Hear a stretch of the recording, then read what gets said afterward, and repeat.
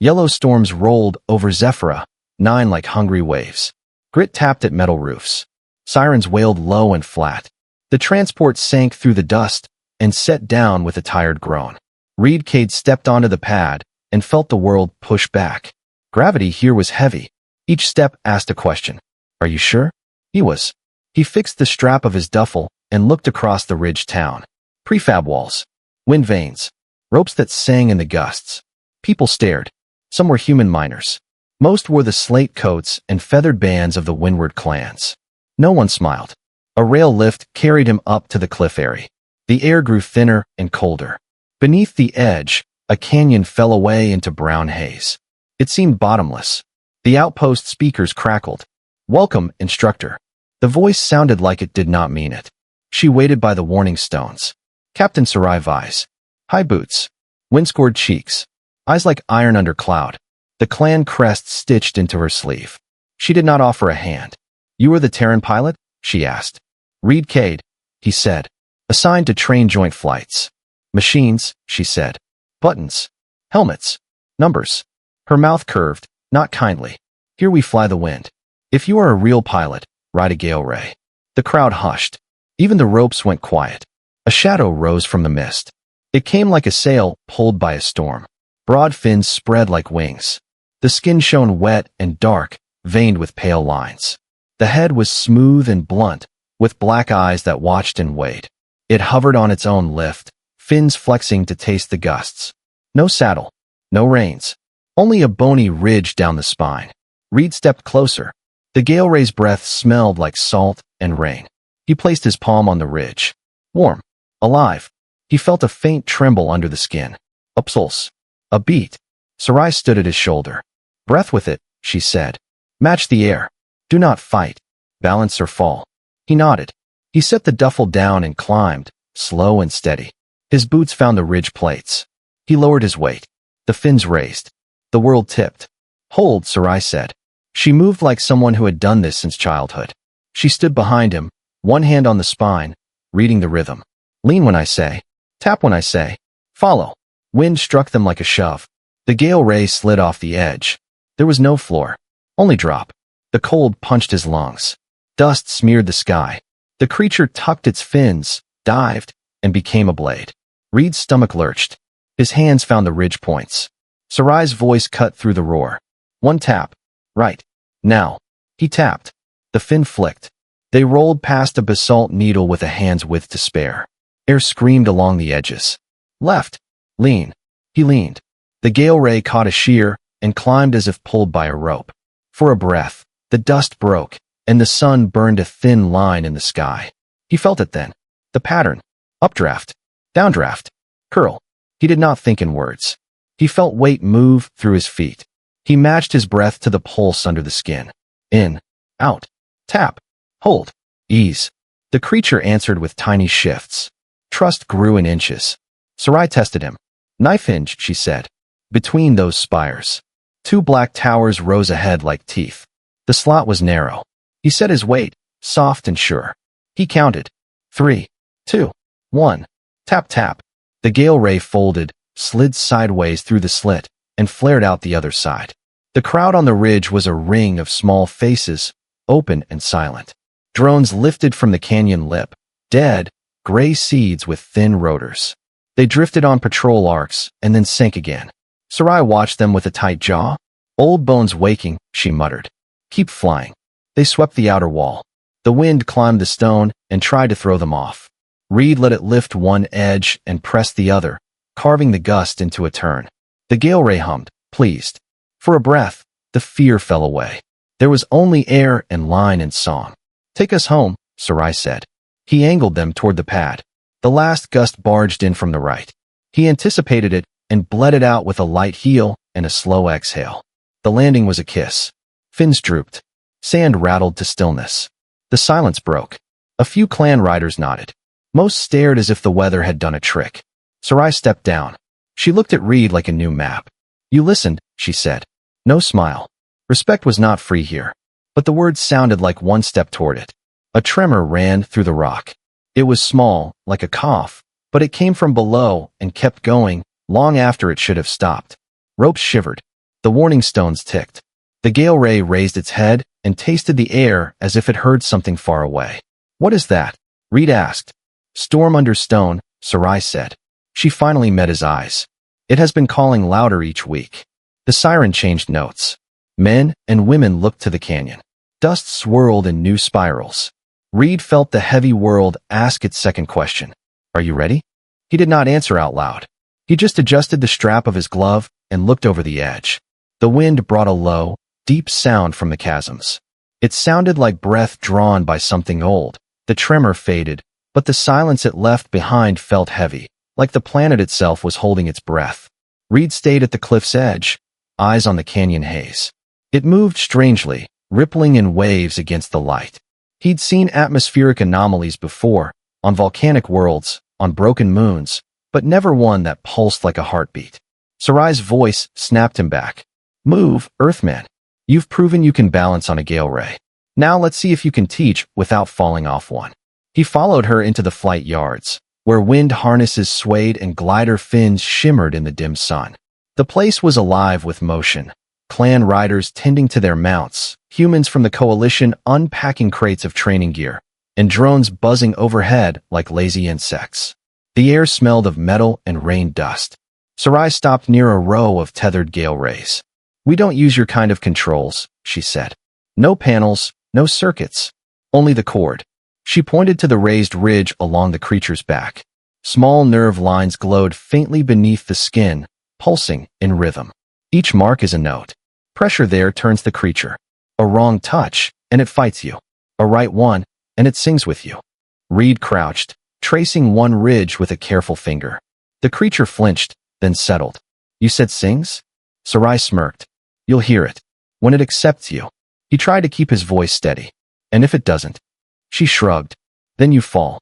Or it eats you. Depends on its mood." The clan riders nearby laughed, but it wasn't cruel laughter. More like they were testing him again. Reed didn't flinch.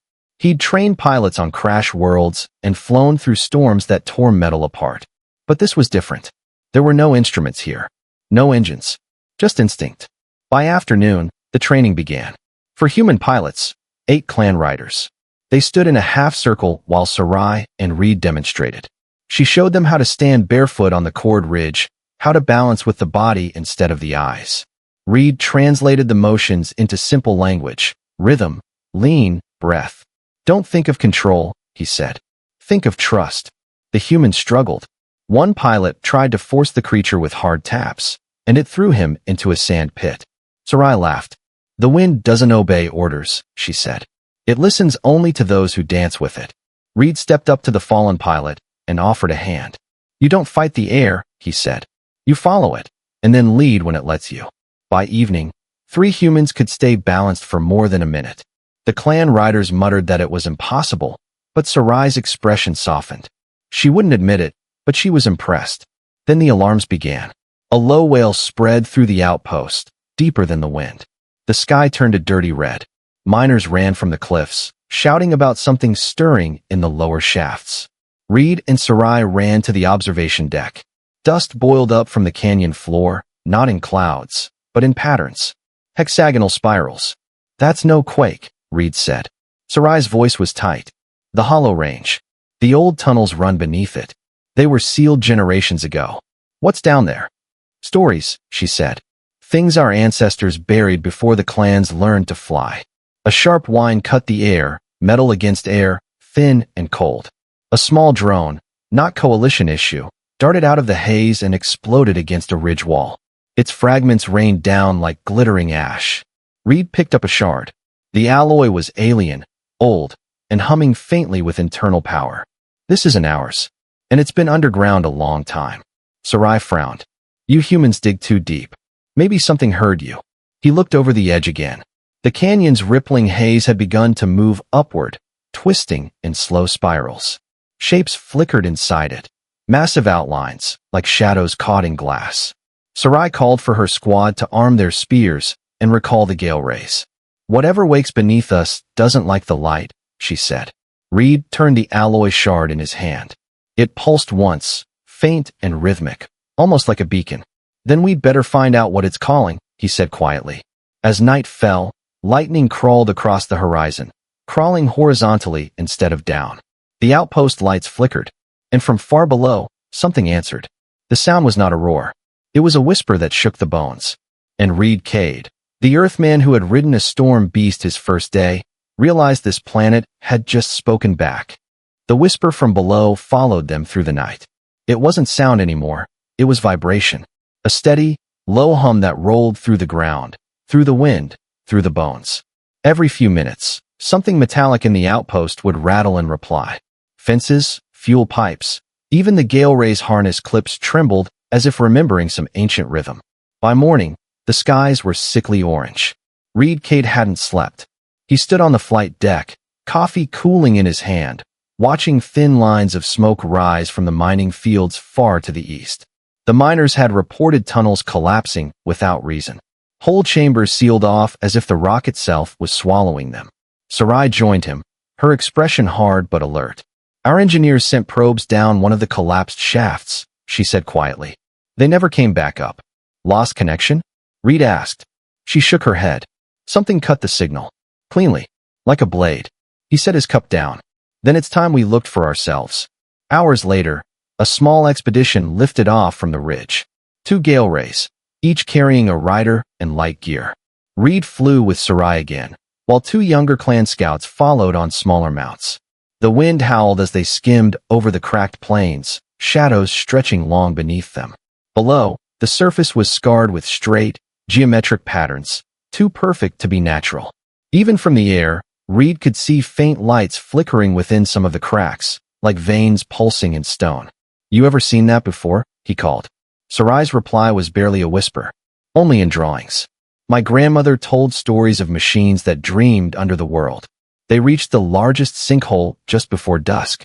The edges were sharp, the walls smooth, as if something had burned its way out. Steam rose from the depths. Reed activated his helmet scanner, but the readings were nonsense. Interference across every spectrum. "Electromagnetic distortion," he muttered. "Something down there's alive." They landed near the rim. The younger scouts tied their mounts to stone spikes and set perimeter markers. One of them, a wiry male named Ruin, crouched by a fragment of black metal jutting from the sand. "Captain," he called, "you need to see this." Sarai knelt. The object was curved, patterned with faint hexagonal etchings, the same shapes Reed had seen in the dust storms. When he brushed a finger across it, the metal pulsed faintly blue, then went dead again. "It's the same alloy from that drone," Reed said. "But this piece is huge. Maybe part of a buried structure." Sarai straightened, scanning the horizon. "Our ancestors said the wind made this planet holy. Maybe they were wrong. Maybe something else made the wind." Before Reed could answer, a deep groan came from below. The sand at their feet rippled. The scouts backed away as a hairline crack split open in the ground, releasing a thin jet of shimmering gas. The temperature dropped instantly. Their breath fogged. "Mount up," Sarai shouted. The crack widened into a jagged wound, glowing faintly blue inside. From the depths came motion, slow, deliberate. A shape rose, smooth and reflective like molten glass solidifying. It wasn't organic. It wasn't mechanical either. It was both. Reed grabbed Sarai's arm. "Time to go." The Gale Rays screeched, wings flaring against the sudden burst of pressure. Dust and pebbles lifted into the air as the entire sinkhole shifted. The thing below pushed higher, revealing limbs, 6, then 8, each folding with precise motion. Then a head, smooth and faceless, with a single vertical slit glowing gold. "It's watching us," Sarai breathed. They launched upward. The Gale Rays strained against the dense wind, their muscles trembling. The thing below didn't follow. Instead, it raised one arm and released a soundless pulse. Reed's helmet flared with static. The air filled with streaks of light, thin silver shapes darting upward like spears. "Drones," he shouted. "Multiple contacts." Sarai twisted her mount in a sharp climb. Reed followed, the world spinning below. The silver darts zipped past, moving with impossible precision. One struck a nearby cliff and exploded, carving a glowing crater into the stone. "Those aren't random attacks," Reed shouted. "They're mapping us." They broke through the upper clouds and finally leveled off above the storm layer. The outpost was a cluster of small lights in the distance. Smoke trails from the drone impacts rose like black ribbons. When they landed, the watchtower alarms were already blaring. Scouts had seen the same silver drones near the northern canyons. The elders gathered in the command tent, murmuring in alarmed voices. Reed slammed the shard of alloy onto the table. "These things aren't ghosts or myths," he said firmly. "They're part of something built here long before either of our species set foot on this planet. And it's waking up." Sarai looked at him, eyes flickering with both fear and fascination. "Then what do we do?" Reed stared out toward the canyon, where blue lightning now danced between the rocks. "We find out what it wants," he said quietly, "before it decides it doesn't need us." Outside, the wind shifted direction for the first time in centuries. It blew not from the storms, but from the deep fissures below, carrying with it the faint smell of ozone and something older, something alive. By dawn, the entire settlement buzzed with tension. The storm layer above Zephyra, 9 glowed in 6 shades of violet, and the ground beneath the outpost felt hollow, as though something vast was breathing just below the surface. Reed Cade stood inside the command tent, surrounded by half-functional displays flickering with static. Every seismic sensor showed the same impossible pattern, pulses that weren't random. They were timed, rhythmic, almost like communication. Sarai Vi strode in, her flight jacket unzipped, dust clinging to her silver hair. "We lost another probe in the eastern canyon. It didn't malfunction, it was taken." She dropped a shard of fused alloy onto the table, melted from the inside out. Reed turned the piece over in his hands. The surface wasn't smooth anymore. It shimmered faintly, rearranging itself in slow spirals, reacting to touch. "This metal's alive," he murmured. "Adaptive nanostructure. Self-repairing." Sarai crossed her arms. "You're saying it thinks?" "Maybe not like us," Reed said. "But it remembers." He zoomed in on a scan cross-section. Beneath the alloy skin were fine lattices, circuitry grown, not built. "Someone made this centuries ago," he said. "And whatever it powered, it's waking up." The command tent shuddered. Dust fell from the rafters. A moment later, the loudspeakers crackled. "Energy spike. North sector, subsurface." Reed and Sarai rushed outside. A fissure had opened just beyond the training grounds. Pale blue light poured from it, flickering like liquid lightning. The gale rays tethered nearby shrieked, their fins trembling violently. One broke free, soaring straight into the light. For a heartbeat, its body froze mid-flight, then dissolved into 1,000 glowing filaments that drifted upward like ashes. "Storm, take it," Sarai whispered. Reed's eyes widened. "It's absorbing them. Feeding." Without waiting for orders, he grabbed his flight harness. "We need to see where that energy's going." Sarai grabbed his wrist. "You go down there, you won't come back." He gave a grim half-smile. "Then I'll just make sure I have a reason to." Moments later, they were airborne again. Sarai on her dark-skinned Gale Ray whisper, Reed on a smaller one the clans had reluctantly let him borrow. The storm above churned like boiling oil as they circled over the fissure. From this height, the light inside looked like an open wound across the planet's crust, pulsing with slow, deliberate purpose. "Look there," Sarai said, pointing to the ridge.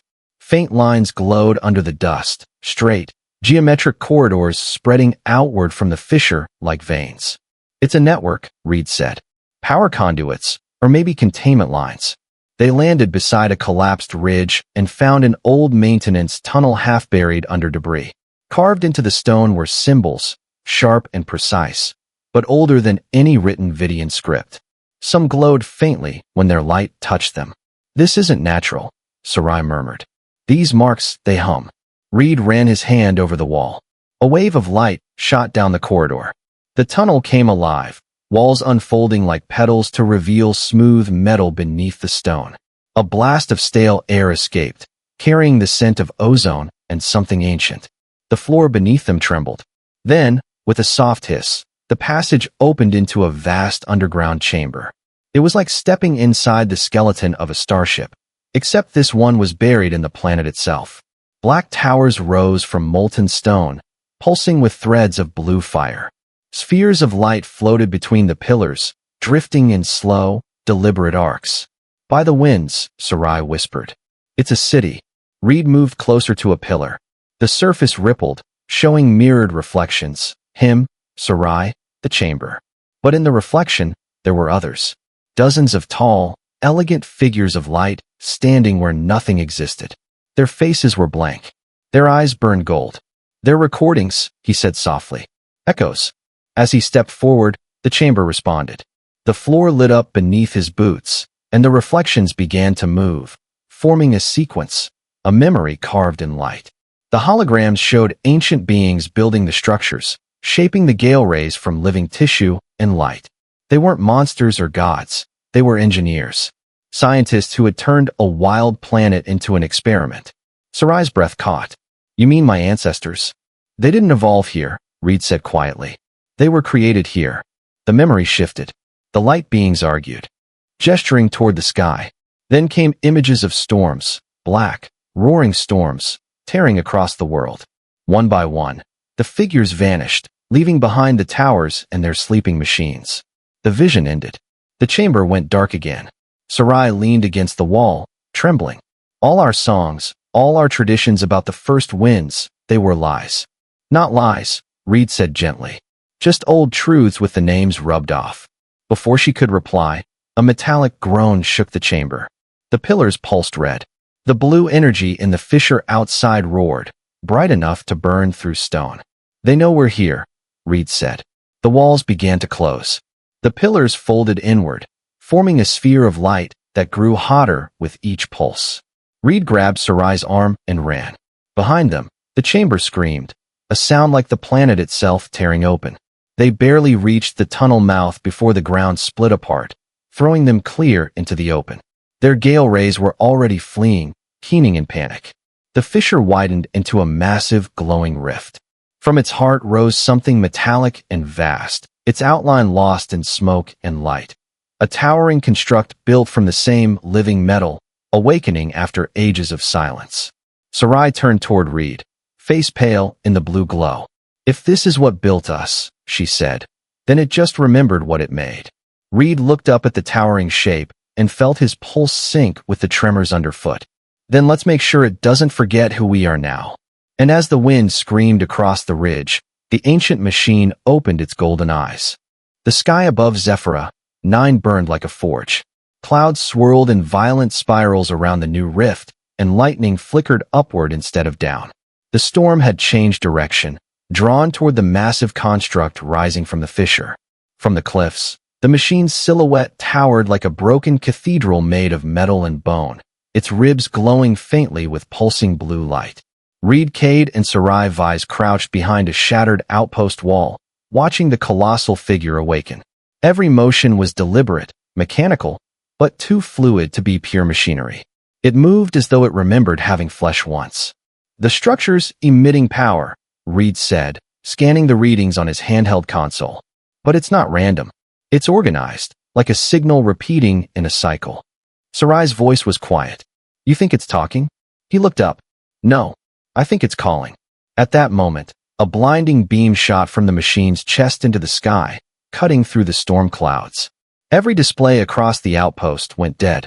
Even the gale rays howled in terror, their fins vibrating uncontrollably. The light carved through the atmosphere and didn't fade. It stayed, a column of pure energy stretching into orbit. Sarai's eyes widened. "That's a distress beacon.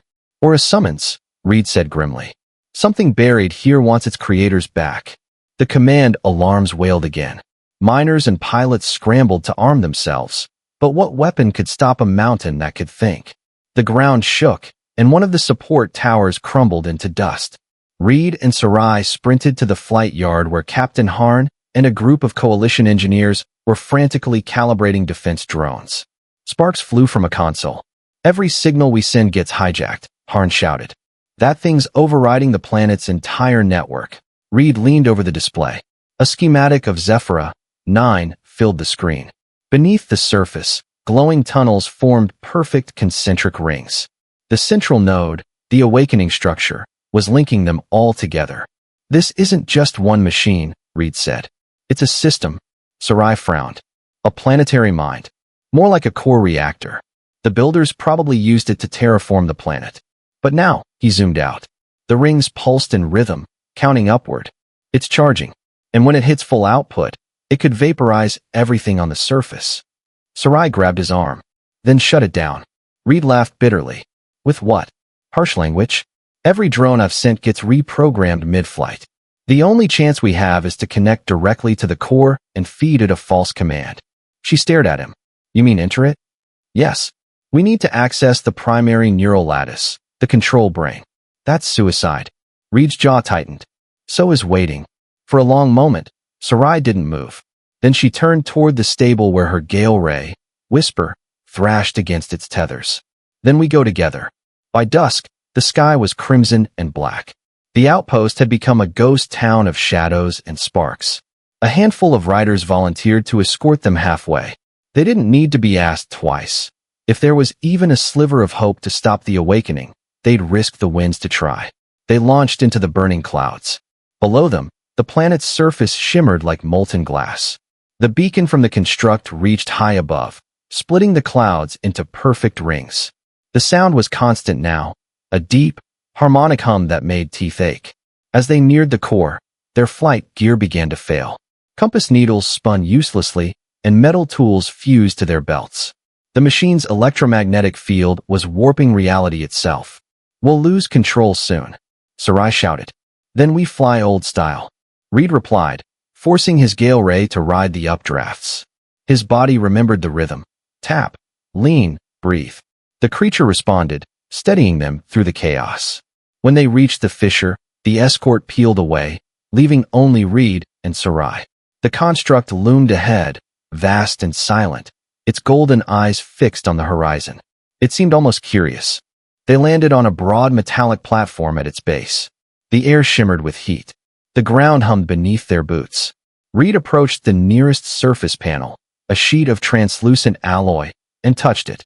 Instantly, lines of light flared outward, forming a circle of symbols around his hand. It's reacting to you, Sarai whispered. Not me, he said, staring at the shifting patterns. My neural signature. Humans and Vidians share certain brainwave harmonics. That's why we can bond with your Gale Rays. The builders must have engineered it that way. So we're related? In design, maybe. Not in spirit. He took a breath and pressed harder. The light flared again, this time showing something different.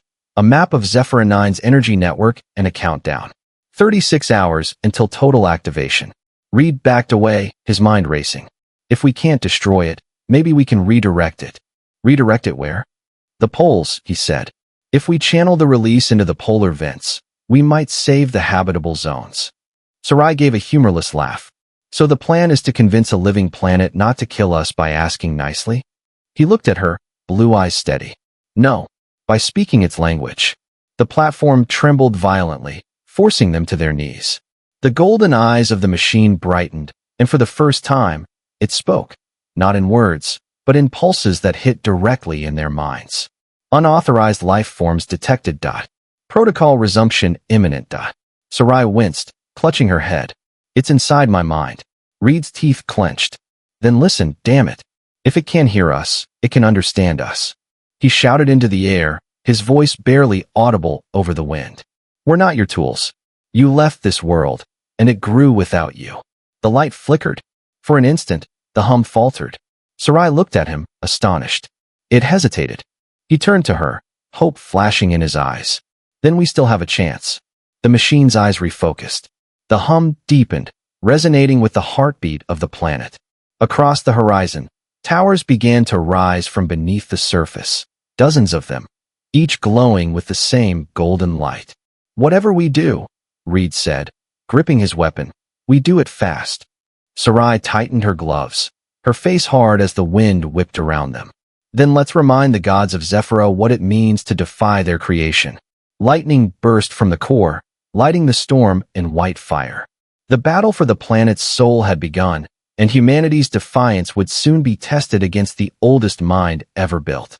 The sky had turned the color of molten iron, torn by streaks of white lightning that slashed between rising towers of gold and glass. Each new structure that clawed its way out of the ground connected to the others with streams of light, weaving an enormous web that pulsed like a beating heart. The hum had become deafening now, an unending vibration that made the air shimmer and the bones ache.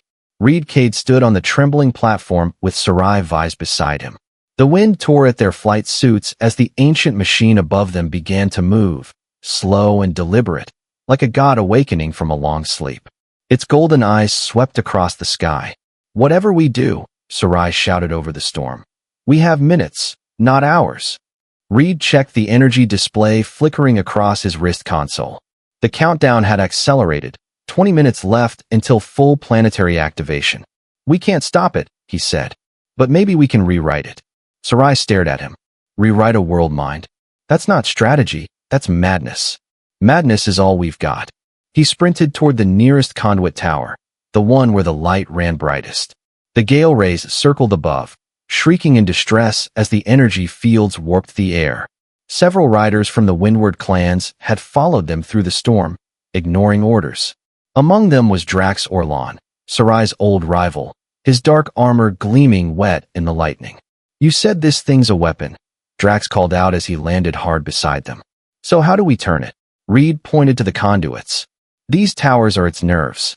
If we sync enough riders and mounts to the same rhythm, we might be able to redirect the energy flow before the pulse releases." Drax's expression hardened. "You mean a suicide flight?" "Not if we make the planet listen first." Sarai's gaze flicked to Reed. "You think the gale rays can carry that kind of signal?" "They were made to," he said. "The builders designed them to feel the wind, like instruments tuned to the planet's resonance. All we have to do is play the right song." Sarai looked from him to the horizon, where hundreds of gale rays were already wheeling through the storm, their fins catching the light like living sails. Slowly, she nodded. "Then let's make the storm dance." The battle for the planet began in silence. Then, all at once, the air filled with motion. Gale rays dived from the clouds like arrows, their riders leaning low over glowing ridges.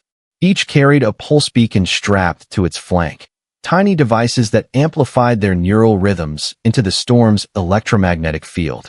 Reed and Sarai led the formation. They flew close enough for their mounts' wings to almost touch, the rhythm of their breathing merging with the creature's heartbeat beneath them. Drax's squadron flanked them, 20 strong, flying in tight diamond formation through the chaos. Lightning arced between the rising towers. The air was alive with static, bright enough to burn the skin.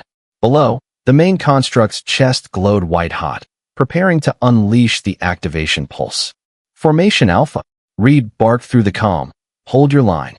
Keep your mounts tuned to the same heartbeat."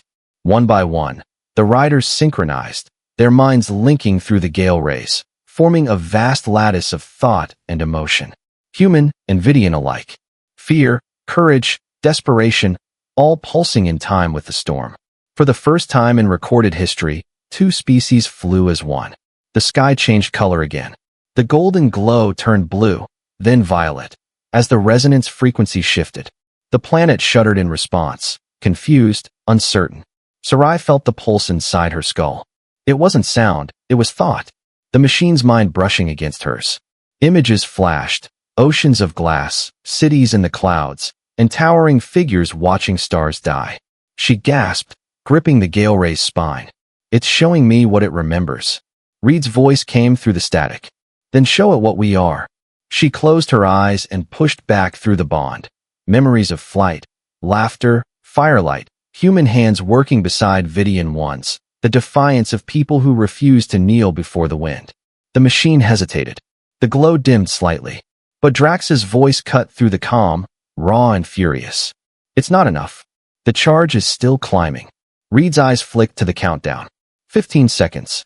"All riders, channel everything you've got. Focus your connection into the central beam." Sarai's gale ray shrieked as the bond deepened past endurance. Pain lanced through her nerves, but she didn't let go. Reed felt his heartbeat merge with hers through the shared current. Their mounts dove as one into the light streaming from the construct's core. For an instant, everything went white. Then came silence. The storm stopped. The towers froze mid-motion. The blinding beam split into hundreds of smaller strands, each curving away from the equator toward the poles, just as Reed had hoped. The energy was being redirected, but it came at a cost. The neural overload hit the riders like a wave. Reed's vision blurred, and his hands went numb. He heard Sarai's voice fading, soft and distant. "Reed, what did we do?" He smiled weakly. "We taught a god how to listen." Then the world exploded in light. When Reed opened his eyes, he was lying on glass. Above him, clouds swirled slow and gentle, glowing from below with an eerie turquoise hue. The sky was calm. The storm was gone. He tried to sit up, and pain lanced down his spine. Sarai knelt beside him, blood drying on her temple. Around them, Drax and the surviving riders stirred, dazed but alive. The planet was quiet. Too quiet. Reed looked toward the horizon. The massive construct stood frozen, its golden eyes dimmed. From its chest, a soft pulse of blue light rose upward, fading harmlessly into the upper atmosphere. The energy had been vented safely into space. They had done it. Zephyra, 9 had been saved. Sarai exhaled shakily. You were right. The song worked. Reed gave a tired grin. Told you. Wind listens to those who dance. She looked up at the silent machine. Then why does it still feel like it's listening back? As if in answer, the construct's eyes flickered once, faintly, gold flashing within the blue. Drax cursed under his breath. Please tell me that's just residual power. Reed didn't reply. Deep in his chest, he felt a faint vibration echo through the planet's core. Not anger. Not hostility. Something else. Recognition. The world had heard them, and it wasn't done speaking yet. The next sunrise on Zephyra, 9 looked almost peaceful, too peaceful. The storms were gone. The air was clear for the first time in generations. The planet's twin suns rose together, spilling golden light over the canyons that had once burned with fire. But everyone in Outpost Horizon knew the quiet wasn't victory. It was intermission. Reed Cade stood at the edge of the landing deck, the wind tugging at his torn jacket. Below him, the ground still pulsed with faint lines of blue, like veins glowing beneath translucent skin. He had felt that heartbeat every night since the battle, the hum of a sleeping intelligence that had learned something new. He wasn't sure if it was gratitude or curiosity. Sarai Vise approached quietly, her steps measured, her expression unreadable. She wore no armor now, only the loose dark cloth of her clan. The elders want to declare this place sacred, she said softly. They believe the builders chose to spare us. Reed gave a weary smile. That's one way to tell it. She joined him at the railing. And your version? He looked toward the horizon, where the colossal construct still stood, half buried now, inert and silent. We didn't get spared, he said. We got noticed. Down in the valley, reconstruction had begun. Humans and Vidians worked side by side, repairing towers, mapping energy conduits, studying fragments of the builders' technology. The gale rays glided lazily above them, calm and unafraid, their fins flashing iridescent in the new sunlight. The world was healing, but it was also changing. Plants that had never grown this high were sprouting overnight. The atmosphere's oxygen ratio had shifted by 3%. Machines that had been dormant for centuries now responded to human touch, as if expecting it. Sarai glanced at him. It's adapting to us. He nodded slowly. And we're adapting to it. That's what scares me. Before she could answer, a comm beacon on the tower flared to life. Captain Harn's voice crackled through static. Reed, Sarai, you'd better see this. We've intercepted a signal coming through the upper atmosphere. They hurried to the control room. The holographic display showed a faint pattern repeating every few seconds. A geometric sequence, complex and rhythmic, but undeniably deliberate. It's not random noise, Harn said. And it's not from us. Sarai leaned closer. The same frequency the core used before it redirected the energy. Reed finished her thought. It's replying.